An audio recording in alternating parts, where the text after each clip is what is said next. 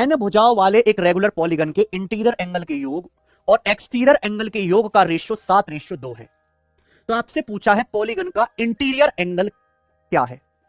एक पॉलीगन में N side है, एन साइड वाले पॉलीगन के जितने भी इंटीरियर एंगल हैं और जितने भी एक्सटीरियर एंगल हैं उनके योग का रेशियो 7:2 है, 7/2 है ना, 7:2 या 7/2 एक ही बात। तो आपसे पूछा है what is the measure of an interior angle of a polygon, बहुभुज के एक आंतरिक कोण का माप क्या, एक आंतरिक कोण का माप आपसे पूछा, बताइए। तो एन भुजा वाले एक रेगुलर पॉलीगन के आंतरिक कोण के योग बाह्य कोणों के योग का रेशियो 7:2 है। अब ध्यान से सुनो बच्चों, अगर किसी रेगुलर पॉलीगन में एन साइड है मान लो, तो एन ही इंटीरियर एंगल होंगे, एन ही एक्सटीरियर एंगल होंगे। तो ये सभी इंटीरियर एंगल के योग और सभी एक्सटीरियर एंगल के योग का जब रेशियो लूंगा तो कट जाएगा। यानी कि जो रेगुलर पॉलीगन के सारे इंटीरियर एंगल और सभी एक्सटीरियर एंगल के योग का रेशियो आ रहा है, वही एक इंटीरियर एंगल और एक एक्सटीरियर एंगल का भी रेशियो होगा कि नहीं होगा, बताओ।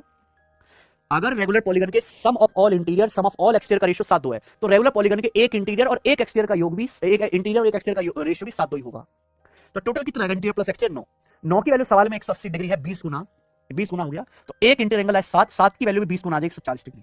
ये सवाल का आंसर था, कुछ भी नहीं था, मुझे लॉजिक समझाना था इसलिए सवाल लिया। एक रेगुलर पॉलीगन के अंतः कोणों का योगफल उसके बाह्य कोणों के योगफल से 400% अधिक है। अगर रेगुलर पॉलीगन के ईच इंटीरियर एंगल की वैल्यू x डिग्री है तो x का मान बताओ। सेम कॉन्सेप्ट पिछले सवाल वाला, एक रेगुलर पॉलीगन के इंटीरियर एंगल का सम एक्सटीरियर एंगल से 400% अधिक है। 400% की फ्रैक्शन क्या होते हैं, 4/1, यानी कि रेगुलर पॉलीगन का अगर एक्सटीरियर एंगल 1 है तो इंटीरियर एंगल 4 ज्यादा होगा, इंटीरियर एंगल 4 ज्यादा 5 होगा।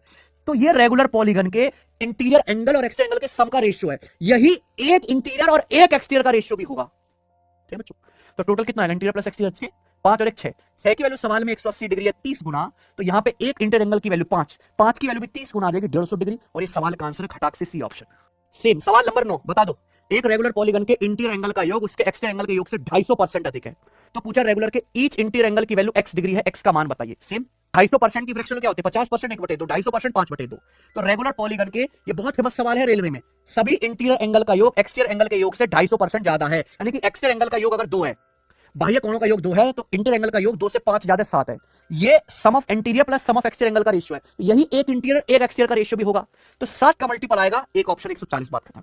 बट टोटल एक इंटीरियर प्लस एक एक्सटीरियर 9, 9 की वैल्यू सवाल में 180 डिग्री है दोस्त, 20 गुना, तो यहां 7 की वैल्यू भी 20 गुना आ जाएगी 140 डिग्री। दो रेगुलर पॉलीगन की साइड का रेशियो 5:3 है।